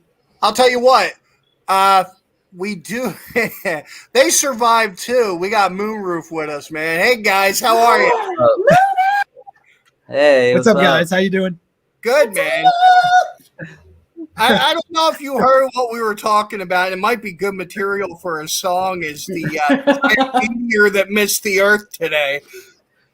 We heard something about Taiwan or Thailand? Yeah, that's all. Yeah, the asteroid that missed the Earth today was a little too close for comfort, apparently, for NASA, and it was 4 times the Chrysler building, 4 times the size of the Chrysler building, and twice the size of the tallest building in the world. And it missed us by just about 1 million miles, and NASA was 2.5 million miles off as of this morning. Jeez. So yeah, dude, it was like, you're that close to like extinction today. Yeah, we were like pretty scarily close. Yeah, today. I don't think we heard. At least I didn't hear about. That's crazy though. Yeah, they kind of left it till this morning's news. Well, you know what's crazy about about it? Put anybody in a panic. Well, they've been saying that the asteroid was coming, but they didn't say it was that damn close. Correct. Well, they said, they were like, update. It's a lot closer than we think. Hopefully it doesn't change again. Have a good morning. And I was like, CT. Well, they didn't know until, and I'll explain what we were saying before. I really want to totally get into Moonroof, but I'm a teacher. She texts me this in the middle of me teaching. Holy shit, we're gonna die. Basically, like it wasn't quite like that. Yeah, it was very descriptive. It was enough because he texted me afterwards. It was very descriptive. Let's just leave It's an it at alarming that. text to get. Yeah, right before. I forget that he's with children. I'm like he's on a job. He's sitting at a CT, desk. you're Like with he can child look it now? up. What's that? You're with child now? No, I'm not with child. No, I- with I mean, I know children. your belly's a little With rotund, children. but I didn't think you were with child. With children. Like, Anyway. I forget that he doesn't have a desk where he can't like go Let and me- look it up. So let like me he was give these- panicking until he could get to a computer all morning. Let me give these gentlemen a good introduction, guys. Way back in December, it's hard to believe it's been that long already. Yeah. Moonroof played what turned out to be a spectacular evening personally because of everything that happened after the fact. Like towards the end of the evening, you guys hung out with us that night too. And I'll tell you what, Moonroof tore the roof off the Nail, man. We were having so much fun dancing to you guys and listening to you guys. Oh, And it was Chris from the Nail that had added you guys to the show. I was out of the loop. I honestly didn't know you guys then. And then he was like, you got to add these guys. You got to add these guys. I was like, cool, man. And you guys really like blew all of us away. amazing. Oh, And thank you. my husband Mark from Love Lie, he was like, if you don't shout out to them, I will be so mad at you. He was Oh, you like, did. Mark, what's love up? those guys. I say, what's up, Mark? Yes. Yes. No, thank you. He goes like he literally like me and CT go on and on about that night like at least once a week, but like you guys were included but like separately and together. Like you put on an amazing show, and then we had that amazing like closed door VH1 behind the scenes like crazy unexpected session. And the whole night was just like magical, and you guys kicked it off. Like they were jumping up and down so like teenagers. Like I was like, the floor was shaking when you guys were on stage. It was phenomenal. Thank you. Thank you No, so much, thank you. And seriously. no, I think everybody that whole night was amazing. It was we had such a fun night too. We weren't sure what to expect. Yeah, But seriously. it was so much We fun. had no idea, but it was Yeah. really nice just to have everyone just like together just for that night. So, you know, I wanted to ask you guys, like, as far as the origin of Moonroof, how long the band's been together, how you guys came up with the name, the whole ins and outs of you guys. So how long have you guys been together? So we've been friends for quite a while because we all graduated in college in like 2016 at Bloomsburg University. But yeah, we've been doing like Moonroof like didn't really begin as Moonroof until like late 2017, like early 2018, just because like in college we did open mics together. We just really didn't we never thought of us being in like a band though for like a while. So it's kind of crazy how it all came together. Sometimes it just falls in your lap like that, where you know it's just gonna work. Yeah, I think Like- it was oh sorry, I'm sorry, me to cut you off. No, go ahead. No, I was just gonna add in. I guess we didn't really know what the future was gonna be when we were about to graduate, and then Dave was like, "I don't know. Do you guys want to try to do this?" Yeah, well, that's a funny story to that. Like, I was a theater major in college, and my like theater professors, now that we're older, I would just like be honest, like they didn't really like me too much, and that's fine. But it's just like, but like one theater professor, he was like a substitute for that year, but he asked me, "Oh, you're a senior, right?" And then he said, like, your freshman, sophomore, you had some credentials, but like your junior, senior, you didn't add to your resume. I was like, yeah, I don't know if I really like theater that much. But he was like telling me, like, yeah, you're pretty screwed if you want to be a theater major at this point. I was like, dang. I was like, this. I told her, I told her, hey, Sammy, thanks. I don't think so. But like, Okay, but I do have to put out a little thing there for you. What's Just up? think, I went to Montclair State University, and they told the same thing to Bruce Willis, and look where Bruce Willis is now. Oh, That nice. is true. Yeah. That Second is Bruce true. Willis. Just saying. I mean, honestly, I just like wanted like I love like theater at that point, but I just didn't really like the community. But like at that point, but it was like he told me that when there was like a couple of months left in college. And in my head, I kept on thinking maybe I am screwed. Like, dude, I don't know what to do with my life. But then we started doing like some shows with the band, like late in college, and people were asking, "Oh, what's the next? What's next?" I was like, "Oh, nothing. We're just graduating." Mhm. But then I literally asked them one day. I was like, "Yeah, like, you know, like I know I'm lazy, but like if you guys literally like do this band thing with me and like move down to Philly, like I promise, look, we'll not be lazy and try to do our best. When we moved down here, I was still a little lazy. Actually, no, I'll be honest. I was lazy, and then I've improved over time, and I'm very focused on the band now. Like the band is number one. So. I just don't know if I was gonna add it. I just don't know if like school was maybe like you weren't passionate about school. So like, oh no, I only went to college for my mom and dad, you know. So you didn't know if it was gonna carry over into the band, that lack of passion. No, I'll be honest. It's like when we went to college, I was like, I didn't even know what really college was, just because like I thought high school was like my endpoint. You know? To add to that too, Dave's parents they're from. Oh yeah, South my parents Korea. are from Korea and stuff, so you know they just like kind of didn't really like. We love each other, but we just can't really. It's not a communication kind of thing, you know. They don't really tell me like what to really do, so I was just like kind of figuring out my own kind of life and stuff. So yeah, learn from friends and everything. Yeah, now they just want me to be happy, and I think the band is like, you know, the main focus. So you guys have amassed a heck of a following online. Spotify, you guys have a really good following. YouTube videos, you guys have a great following. My banner just fell out. Yeah. I saw it. I was like this. I don't want to say anything right now while you're talking. So. But when did it kick into you guys?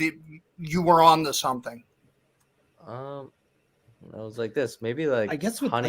I was gonna say honey. I think was that like, first bit. I think we had made songs before. Like we made songs before that we kind of took down because we were like making songs just to make songs, but we weren't really like thinking like what's gonna do well or not. We're just like, oh yeah, like music, like if we make good music, like then people will come. But it's really not like that. It's about like honestly, like you know, putting it in front of people's faces, which is the hardest part. Because like, you know, when we first came here, you know, we're from Bloomsburg. We like told people like venues and stuff, hey, we're Moonroof. And I think honestly, people were like, I'm not gonna curse, but who the F is who the fuck? Yeah. Who the fuck is Moonroof? Yeah, like no, seriously. And they were like saying like you don't have enough followers. Like they didn't even listen to our music. They just said we didn't have enough followers and all that stuff. So that really got into our minds. Like there was one place that I emailed that was near where I'm from in New Jersey, and they asked us what our YouTube, our Spotify, our Facebook followers were, and we didn't have enough. Yeah, it was just a weird thing nowadays. To go off of. Yeah, it's kind of sad actually. It's like sometimes like I'm happy that we're like getting better with all the following stuff, and so people. Think. Yeah, like people will pay attention, but like before, like it's like kind of sad. Like they won't even like look at you without like marketing. True. Yeah, yes, yes. But literally, they won't even look at. You've done well with marketing, though. When you're number one or right behind somebody on Spotify? Oh, like no, we were like Coldplay. No, we were Coldplay for iTunes charts. Because we sold a lot of like which is grateful for everyone that supported us. We sold a lot of our debut EP, and we sold enough to like chart. Like it was a really big deal for us because we never had an EP, but we sold enough copies that like the day that like you know like Coldplay had their music and other people had their music that you saw Moonroof and everyone's like, how the hell did that happen? It's because that's awesome. Because we got so many pre-orders and we like kept on working for it, and so people were probably like this like. Because our names were like next to like you know like Coldplay, Billie Eilish, and Kelly Clarkson. And I was just like, dude, we were behind Kelly Clarkson. we screenshotted it all. And I was like, everybody wants to be behind her. Never see that, you know, not that we want to see that again, but like we really worked at that for the debut EP. It was a really good time, honestly. And then like we did our because it was our debut EP, like we actually sold out Milk Boy, which was like really big deal for us because it was our first like show just that like headline Moonroof, and it was like one of the best nights we ever had. And I think that like kind of helped like get some promoters to be like who's Moonroof and everything, and also like we have like future plans in the works because of our sold out show. So it's great. Man, and I mean you guys. For you guys to be able to do that with hard copy, number one, but like you guys have a hard copy, and like as you guys know, hard copy doesn't like sell like where everybody's streaming everything, and like the fact that you're able to do that is phenomenal. But as you guys know, like the night we did the toy drive, man, the turnout was dismal. But like It didn't matter. it's amazing the talent that you can get in some situations, and Scott McClatchy included. And it was just, I mean, it was what it was. It's just that kind of.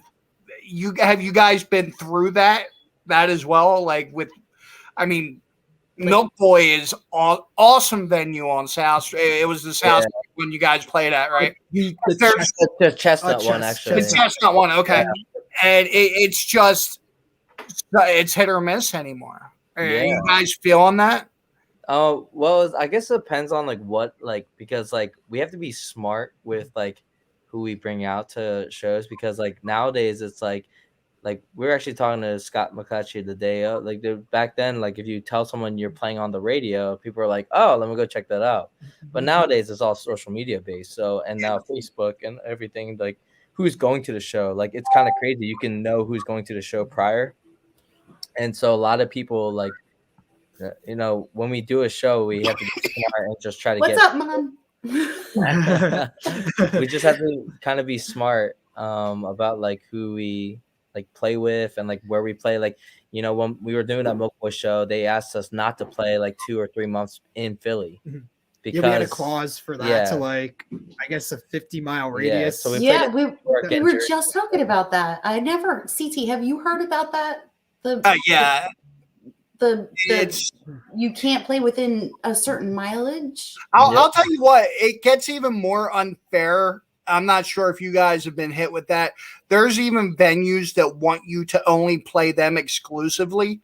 And it could be, you could be out of that time zone. You could be out like with outside of your time, your 60 days, your 90-mile radius. It could be after the fact. And if you play the wrong venue to a venue that thinks that maybe you're exclusive to them, they'll never invite you to come back out again. Oh, and it's ridiculous how petty things can get. Oh yeah, I mean, especially around here, because there's not the promoters and the places are limited, so it's like they're so picky, and they're so like you know you're gonna play our venue the next 5 times that you're out. But the one big question, CT, I had, because I have to, where did Moonroof, where did the name come from? Yeah. So our bassist Kevin. So one day we were like, in college we went by like the big picture, but like I said, we weren't very serious. We just kind of did like open mic stuff. And then one day, like I think like in like 2017, like we like we're thinking of band names, and we were like not agreeing on band names at all. Yeah, we were stuck on. So our bassist was at like a Christian camp. He's not Christian, but he was at a Christian camp. So it was a Christian camp, and then we were just like, yo, Kevin, like, dude, we're struggling with a name. And then he was like, oh, could you get out of the Christian camp and help us? Well, he saved the day. He was like saying, no, like, we took a phone call with him. Yeah, Mike. He was like, well, my cousin Emily said if I ever start a band again, Moonroof would be a great name. And I was just like, and I was at first like, oh, Moonroof, I don't know, but I kept on saying Moonroof Music, and that like kept on rolling off my tongue like 5 freaking times. I was like, Moonroof Music, and I was like, it's pretty cool, like an MM kind of thing. And I was just like, I like that. And then I just thought of Moonroof, and I thought of the logo right away. Like if you see our logo, it's like a moon and like a like a very cool thing. And like I was just like a house thing. And I was just like, I want some like, because I always wanted like a symbol that people like, kind of like Alt J, where you could literally just draw them and everything. And like it's like literally like if you click the keyboard Alt J, it comes up with a little triangle. And then like literally I was just like, I want people to like draw us too, or like make like so simple enough you'll be like, oh, I remember this band. Kind of like we wanted, I think, a brand. Like we wanted the band, but kind of a brand too. Yeah, nowadays we're just trying to build our brand, because that's what we're trying to get bigger on, like, you know, Spotify, Facebook, YouTube, because everyone focuses on one thing. And number 2's not big enough. No, we're just trying to our best, like, just to get like just more numbers and like grow the audience. I think as much as we can. And I know we're talking about promoters and everything, but literally like it's like selling out Milk Boy was a really big deal for us, because our name was a part of it. Absolutely. So other promoters like that know the promoters that we know, they're probably talking to each other, because they all know each other. So they're just probably like saying like, oh, what's a good local band for like opener for people that come through like that could sell tickets, because like when we got our email back, they were even telling us like local bands usually don't sell out like their like show because they're local, and like I was like this, but you guys did, and I was like this, and that was a really big like win for us. And now we're just trying to play more shows, and like our biggest show is coming. We're playing at Dawn, like a Penn State Dawn this February. So we're very excited. Yeah, it's gonna Actually, be a month from today. yeah, February 18th. yeah, it's gonna be a month from today. But like when we were excited to be accepted because we had no idea like how it looks, but we actually watched a lot of videos, and it's inside their stadium. Yep. And we're like, I was just That's like, awesome. I've been there before, and I was actually going to ask you if you had checked into like Rutgers or Temple, like to play in any of their stadiums, because I know a local band that hasn't gone far that was opening up for Liam and Me just because they had a promoter. In Liam and Me was opening up for Yellow Card because they had a promoter in Jersey, and they just ended up playing at Rutgers. So like the college scene, if you get into their stadiums, good thing to look into. Yeah, Yeah, that's what we honestly, need to look at, because like we just want to be an opener for the big acts. I Yeah. don't know if we're headliners yet. Yeah, a lot of people are telling us to tour, but we're just telling ourselves like, yeah, but we hear so many sad stories that bands break up during tour, because like it's like when people, I just noticed one thing, when people that bands we follow, they say they're on tour and they make it look really exciting, but deep down it's like pretty crappy sometimes, because they'll play in front of like 3 people and then like they'll eat like a 7-Eleven burrito, and I'm just like, damn, that does not sound that fun. I had friends of mine that did a European tour, and in the middle of the European tour, the promoter that they had, the manager for the band, actually just dumped them basically on the side of the road, and oh my god, stranded, and it was a matter of them trying to get back, and it was insane what these guys had to endure and just getting back home. Jeez, dude, I can't imagine like Don't go to Europe. Don't go to Europe. Yeah, I was gonna say I would have kicked the promoter's ass. Now, like, dude. now my question for you guys, for those people who haven't heard of you or don't know your music, what would you liken yourselves to? What, like, if you wanted to liken yourself to a band, what band would you say that you are similar to? I would be honest. For the first earlier songs, we didn't really know, but like we're very indie pop, indie rock. Like we were very like a pop band, but like the thing is, when we play live, we go kind of hard, so everyone kind of just like jams. You're like a jump up and down, have a fucking great time band. And I got to say something really quick. That it was funny that you guys said that, because Panda is my wife, and we were talking about you guys earlier today, and she was like, "Well, they sound kind of like popish, they alternative pop." And I was like, but you have to see them live. It's a totally different story. Oh, we appreciate that. Yeah. So I was gonna say that I take pride in like if we can do the studio version different than the live version, because then it makes you want to come. If you're gonna get the exact same thing, you might as well just listen to the record, at home. I downloaded as soon as we left that night. I literally downloaded everything, and I still listen to it to this day. Like back to Panda's question, if you guys would liken your studio stuff or your recorded music to somebody, who would it be? I mean, I'll be honest, some of the songs kind of sound like Yellow Card. Like, I'll be honest, they're just like Yellow Card. See me throw that out there a little bit. Yeah. Give you a little segue. Mark, he was like listening to some songs before, and he actually said like one of our songs, like Goodbye, sounded like Yellow Card real quick, and I was like, nice. A lot of influence from those guys. Then, and, the 1975. The newer bands, like I would say, like the band Camino, like 1975, those kind of bands are like pop alternative bands, because like that's like really in nowadays, because like we want to sound, some of our songs are very pop, and like for like people, like we're a band that tries to fit every audience. Like we're not a band that's just literally going to be secluded to like young, like just a young crowd. So, yeah. One thing I got to say for you guys, and going back to the night of the toy drive, that I really stood back and watched and really admired you guys for, was I had seen at points that Scott McClatchy approached you guys and was trying to give you guys some pointers and some advice. The way that you guys soaked that up and kind of like listened to what he was saying, and like it really looked like it was making an impact on you guys. There's so many bands, especially younger bands, that I've seen where advice goes in one ear and out the other, where you guys were kind of the opposite of that. You were kind of like soaking that up like a sponge.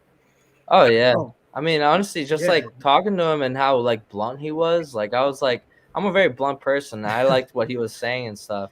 And he was like, he was telling us about what he's done, and we told him about what we've done.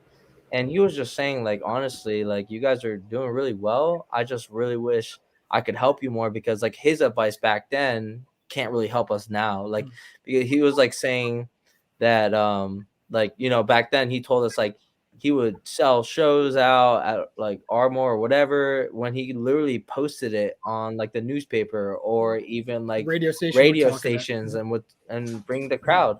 And then we would talk to him and he was like, it's not like that anymore. It's like this. Yeah. It's like we told him, if we told everyone we're on the radio station, still only people would probably know is the person who's doing the radio and probably like two other people. But it's like kind of sad, because it's just like, you know, I really loved his stories and everything. It was just more like, it's just two different kind of lives now. And he said he felt bad. He was like this. I really wish I could give you guys more like tips on that kind of stuff. But I told him like respectfully, I was like this, like, dude, that's awesome. You did what you did, and awesome the European tour. And I was like, that's something we would like to do. Like, that's something we would love to meet. And like, honestly, we just like meeting people that have done it. Like, so I was just gonna add, we're not like experts at what we do or anything. People think we are, though. Trust me. Like, people, you pulled it off. Like, really pulled it off. Other bands ask us for tips all the time, and I promise you, we're figuring it out. Like, dude, you guys got to go with it. Be like, it's a secret sauce. Just it's just we're not ready to release it. Like, play it off like you know exactly what you're doing, because that's what it looks like. All calculated and orchestrated. We know exactly each move we're doing. We to be honest, we don't. I'll be honest. Like, there's like this one question, not shouting out any bands or anything, but they asked us like, "Oh, why do you guys have so much engagement? Like, why do you have like so many like people, like followers that like talk?" And I was like this, because I literally like I try to talk to a lot of my followers, like this past thing, past New Year's. This couple people, like just like random people, said Happy New Year's Moonroof, right? And it was New Year's Eve, and we had like 5 hours before we were going out. So I was like, I told Dan, like, I'll just sit here and I'll message everyone on our Instagram. Yeah, we're at Outback Steakhouse, just Dave and I, because we're just hanging, and he goes, I'm gonna DM everyone, not everyone, but a lot of people.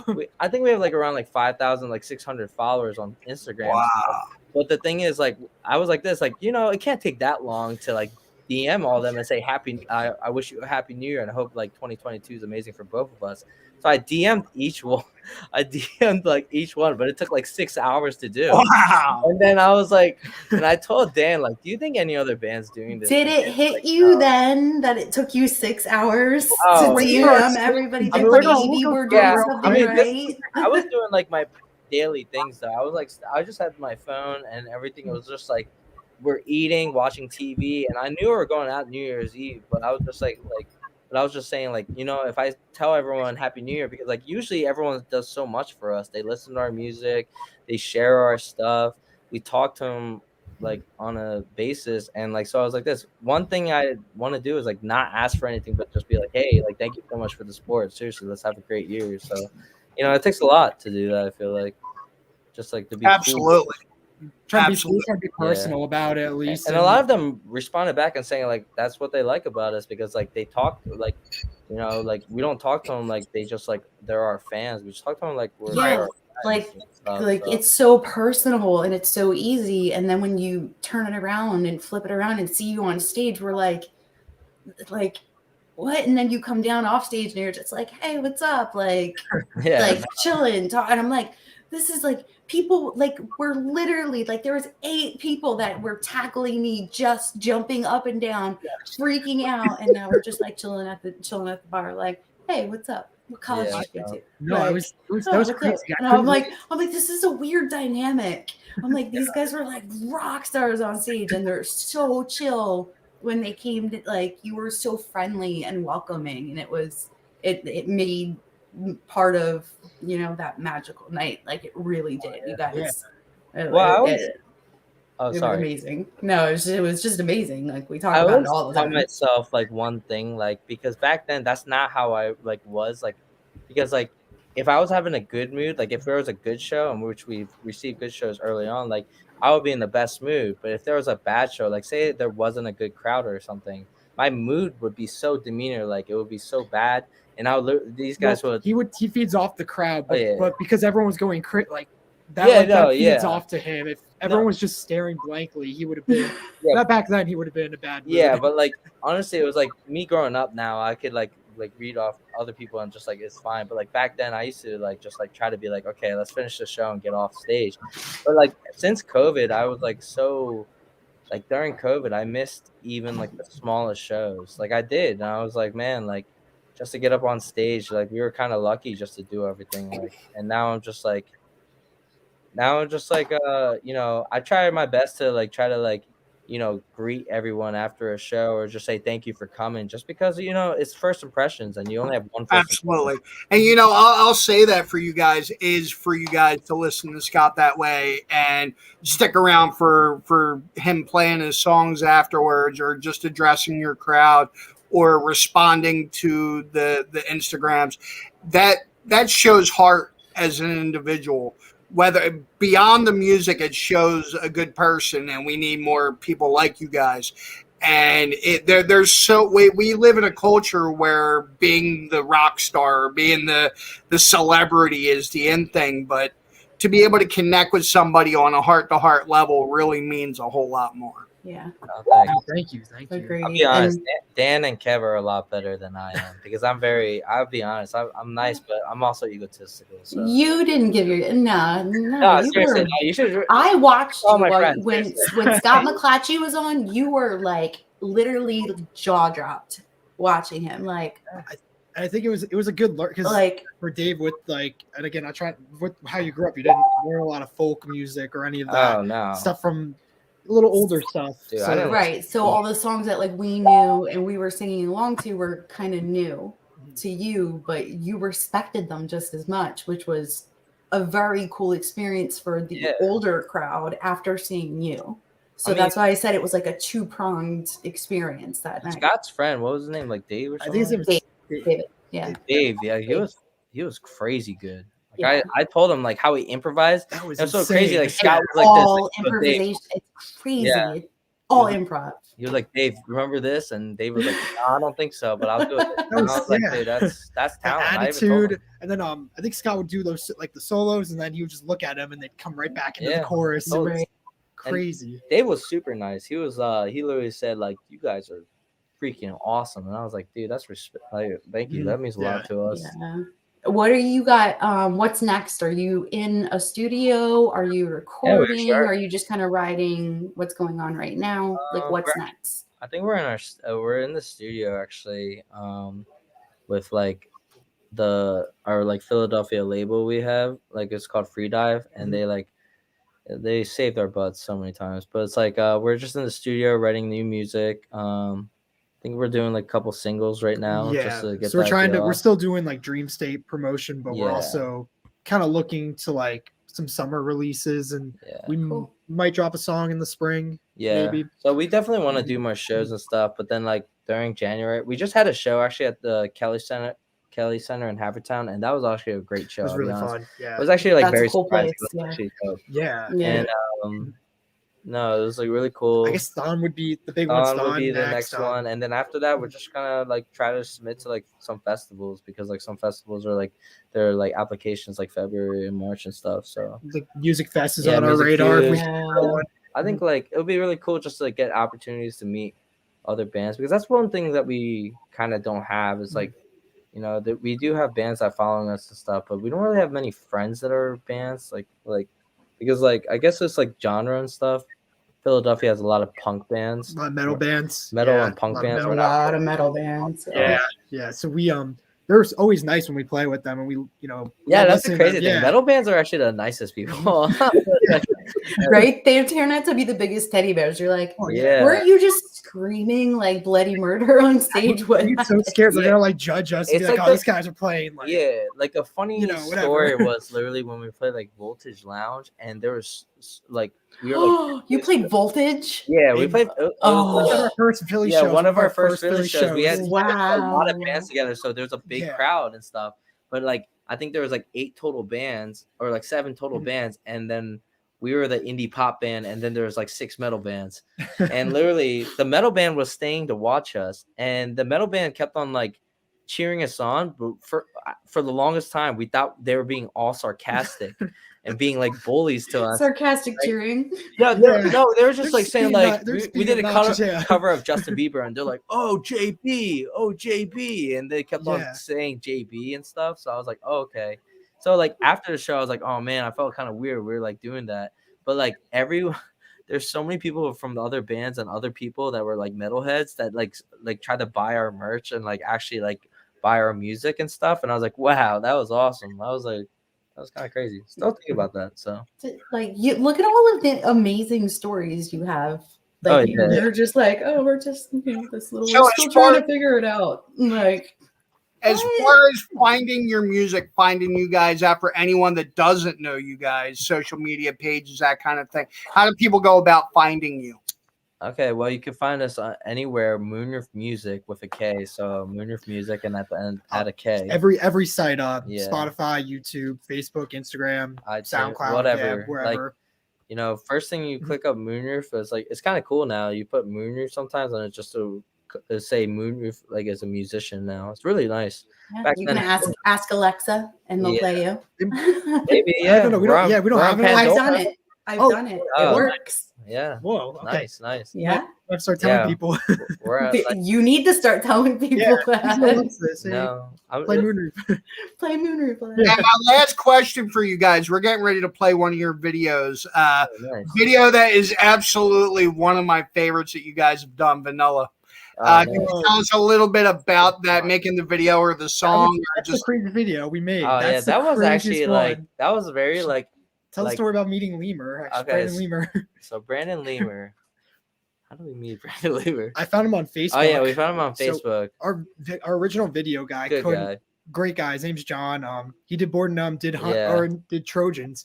He couldn't do Vanilla for some reason. Yeah, like they were busy, so we found Brandon Lemur, and like Lemur literally was graduating Temple, and then he actually said he really enjoyed our music, and he was like, "Oh, like, do you guys want to like do a video?" And we're like, "Oh yeah, we're trying to save money, so we're like, oh, maybe like later." But then he was like, "Oh, we should do this video," and then he was telling us like access to like you know those Netflix cameras and stuff.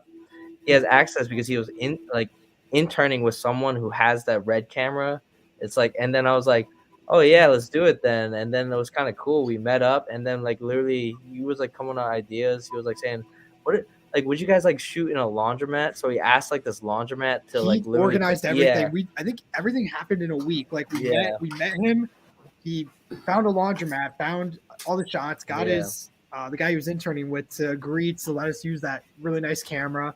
And then we just went to this laundromat, and people are doing their laundry next to us. Yeah, it That's was the kinda funny crazy. part. Yeah. There's people right next to us just People were- hanging but, out. you know, they actually like kind of cheered for us at the end. It was kind of like a little show in the laundromat. Aw. They were just like calling it out and saying like, who are we? So, but like it was a really cool experience, and like shout out to Brandon Lemur, and he lives in Florida now. But it was just really cool experience for us to do a video like that, and like at the ending, I'm sure you like the ending, but like it was like that was Lemur's friend, and that was like that was one take. He did that in one take, and I was like so shocked that he was like that, because when I first met him, he was super quiet, and then the neighbor was like, he just went ham. So it was kind of funny. Well, guys, thank you so much for being with us tonight. Oh no, thank Thank you, you, guys. seriously. Thank you. guys. Keep us up to date on everything on the Rock and Roll Union page, so we know when those shows are coming up, and we can get in and support you guys. So thank you so much. Love you guys. Talk to you later. Thank you guys. All right, Oh, guys. So here is that video, guys. Really excited to play it for you, and really happy that I have Panda to do it for us. Yeah, Panda. Maybe so. I'm gonna mute.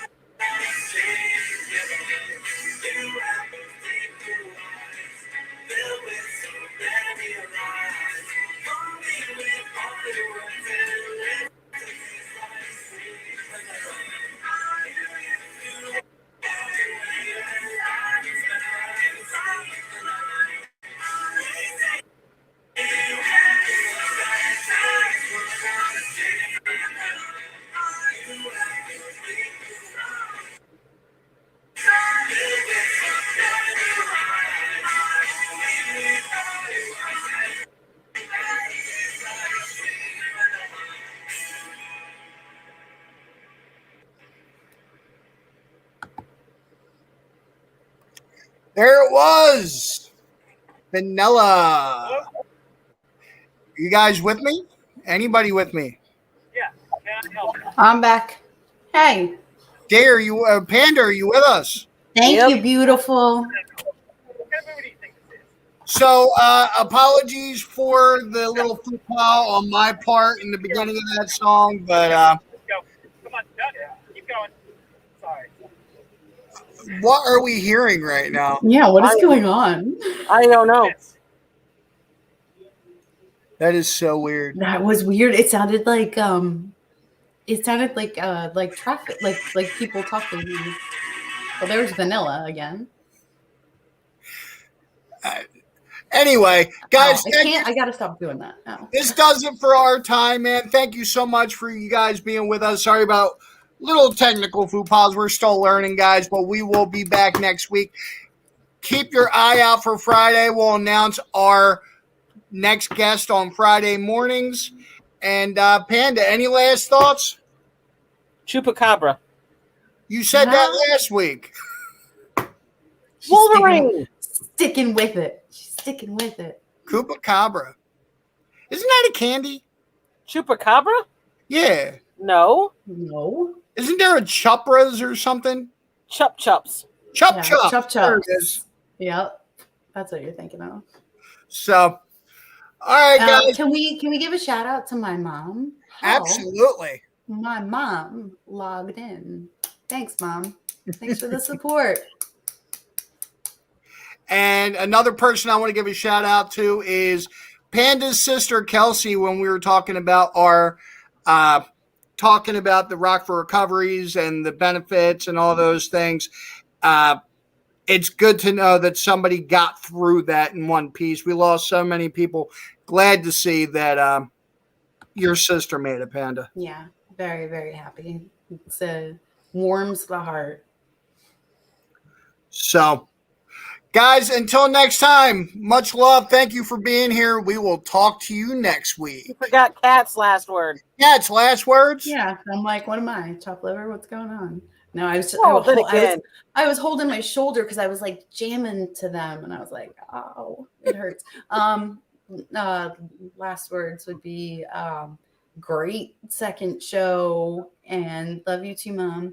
And my shoulder should be all healed up by next week. So awesome. Yeah, sorry for the pain kind of look faces I kind of had that I noticed. Sorry about that, everybody. But I'm getting there. I'll be healthy. Don't let her fool you. She looks like that all the time. She's why? We're ending on the right snort, guys. Until next time.